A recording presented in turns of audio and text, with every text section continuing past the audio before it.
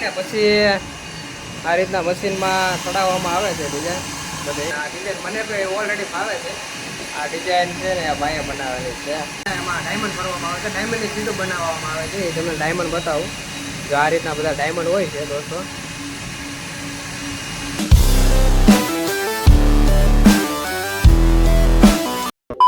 તો હેલો દોસ્તો, નમસ્કાર, Mahadev, welcome back to my channel અને સ્વાગત છે એક નવા વિડીયો.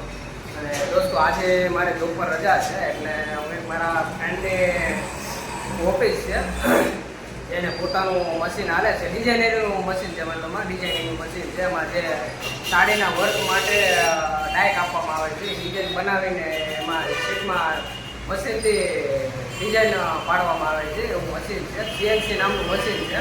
તો અત્યારે ફ્રેન્ડ પાસે હું જાઉં છું એટલે આપણે મશીનની કામગીરી અને ડિઝાઇનની કામગીરી આપણે જોઈશું. તો લેટ્સ સ્ટાર્ટ.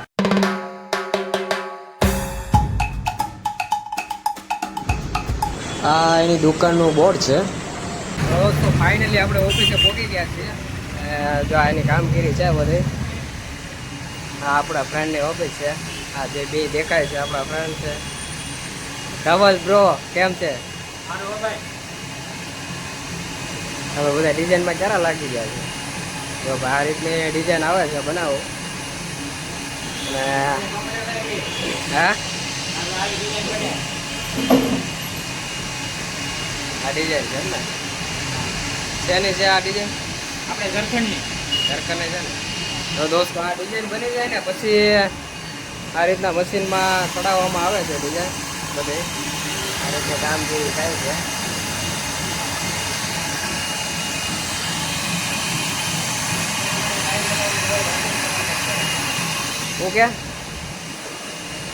શું કે છો? કોઈને ડાય કપાવી તો આવી 100% તમારી વિઝિટ કરશે ભાઈ. દોસ્તો હું પણ પહેલાં અહીંયા આવતો ડિઝાઇન શીખતો અહીંયા. અને આ ડિઝાઇન મને પણ ઓલરેડી ફાવે છે. આ ડિઝાઇન છે ને આ ભાઈએ બનાવેલી છે. અને હું ઓલરેડી 2 ડિઝાઇન અહીંયા કટિંગ કરાવી ગયો છું. સ્કેન કરીને ડિઝાઇન આમાં બનાવવામાં આવે છે. આ રીતના ડિઝાઇન છે ભાઈ. અને અમારા સ્પેશિયલ ડિઝાઇનર બનાવે છે આ બધી ડિઝાઇન. અને દોસ્તો હું પણ એની પાસે શીખવા આવ્યો હતો. મેં ઘણી બધી ડિઝાઇન શીખી છે. અને લાસ્ટમાં મેં 2 ગણપતિની ડિઝાઇન બનાવેલી. ડિઝાઇન બનાવીને આપણે 2 ફ્રેમ બનાવેલી છે. હવે હું નથી આવવાનો. આ રીતના ડિઝાઇન બનાવીને વાહ, જો આ બધી ડિઝાઇન બનાવીને પાર્ટીને મોકલે કેટલી બનાવી, એમ બનાવી, એવી રીતના બનાવી, એ રીતના ડિઝાઇન મોકલીને એ લોકો જે રીતના રિસ્પોન્સ આવે એ રીતે ડિઝાઇન બનાવવાની. જે ડિઝાઇન બનાવીને ડિઝાઇન તો અત્યારે મશીનમાં વર્કમાં નાખેલી છે. જો એ ડિઝાઇન આ છે. આ રીતના ડિઝાઇન કપાય છે. મારો અવાજ નહીં આવે.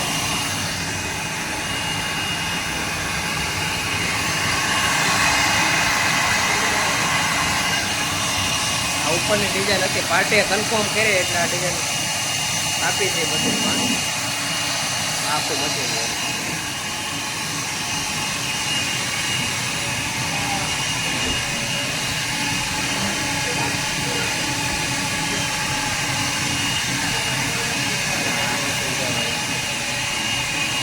તો આવી રીતના તમારે જે આવી ડિઝાઇન બનાવી હોય ને તો ખાસ કરીને આપણા ઘરે ડિઝાઇન બનાવી આપે છે. આને લગતું કંઈ કામકાજ હોય, હાડીને લગતું કામકાજ હોય, ડિઝાઇન બનાવવાની હોય તો આપણા ફ્રેન્ડ આ ડિઝાઇન બનાવે છે. જો આ રીતે બધી ડિઝાઇન બનાવે છે.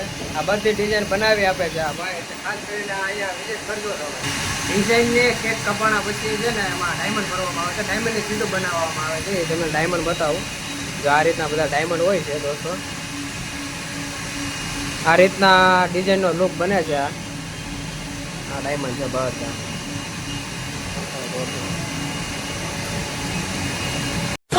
ત્યાર પછી દૂધમાં છે ને ડાયમંડની સીટ બનાવવામાં આવે છે. એ સીટને છે ને દોસ્તો વોશિંગ મશીન આવે ને મશીન દ્વારા પ્રેસ આપવામાં આવે છે. એટલે ડાયમંડ બધા દૂધમાં તૂટી જાય છે. દોસ્તો એ સીટ કપાઈ ગઈ છે ડિઝાઇનની આખી. જો આ રીતના છે બધી સીટ કપાઈ ગઈ છે.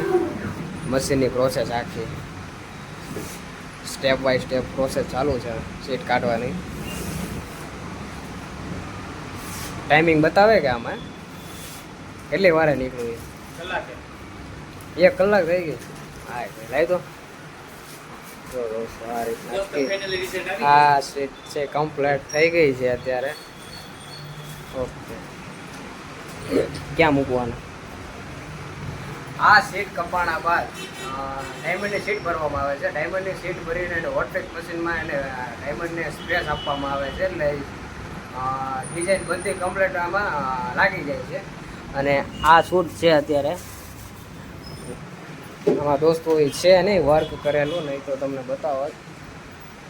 આમાં એ વર્ક નથી, ડાયમંડ વાળું છે શૂટ છે લાગે નથી. આ રીતના આમાં ડાયમંડ ચોંટી જાય. દોસ્તો વોટફેક મશીન દ્વારા પ્રેસ આપવામાં આવે છે. આ રીતના ડાયમંડને વોટફેક દ્વારા જો પ્રેસ આપવામાં આવે છે. આ રીતના પરફેક્ટ ફિનિશિંગ આવે છે અને સાડીનો લુક બને છે જોરદાર. હવે આવું બધું વર્ક થાય છે વોટફેક.